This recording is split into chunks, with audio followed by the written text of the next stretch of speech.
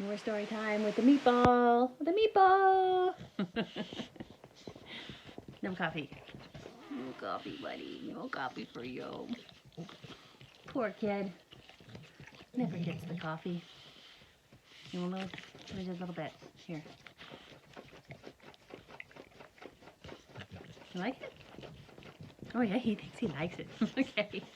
Okay, so Mr. Benedict says he's not going to let them go out into the city again with no money, food, or shelter. Or snow, right?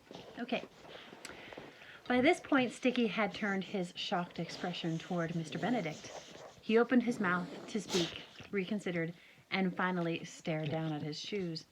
Kate leaned over and put her hand on his shoulder. A runaway, huh? She whispered. You've got more gumption than I realized, pal.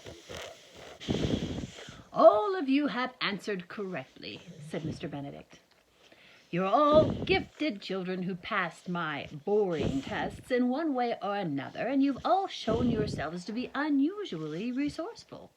For example, I happen to know that Constance has been living secretly in a public library in a city north of Stonetown, and that she managed to catch a bus and then a subway, and finally a taxi to come here. And I know that Kate stole aboard a boxcar in Chicago, while Sticky stowed away on a river barge. You've all shown ingenuity in one form or another, and yes, in one form or another, you're all alone. Again he paused, gazing at the children, now with what appeared to be a mixture of great pride and great sympathy. Indeed, tears had welled up in his eyes, and the sincerity in his expression made Rainey, who was used to ignoring his loneliness, grow almost heartsick. He felt a keen desire to see Miss Paramel again. Had it only been this morning that she had surprised him by crying when they parted? It already seemed so long ago. Oh, dear, she cried, for just then Mr. Benedict, awash in strong emotion, had gone to sleep. With a sudden loud snore, he toppled forward into the attentive arms of Rhonda and number 2, who eased him to the floor. What's with him? Constance asked. He has narcolepsy, said Kate. He steals a lot? That's kleptomania, Sticky said. Mr. Benedict sleeps a lot. Well, I don't like it, Constance said crossly. I assure you, Constance, said number 2, looking vexed. Mr. Benedict doesn't like it either. None of us does. It simply can't be helped. Before any more could be said, Mr. Benedict opened his eyes, blinked a few times, and ran his fingers through his tousled white hair. Rhonda said gently, Only a minute, Mr. Benedict. You were only out for a minute. Is that so?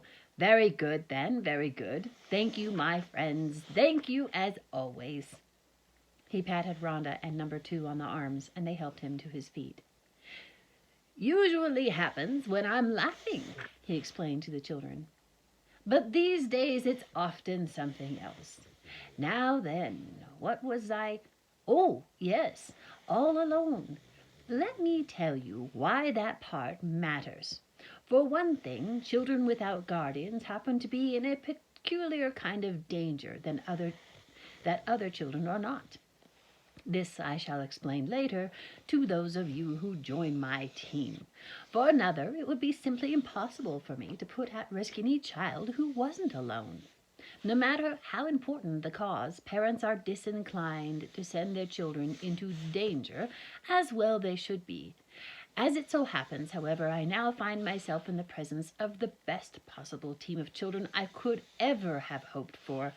Indeed, I have longed hoped for, and with not a minute to lose. In other words, you are our last possible hope. You are our only hope.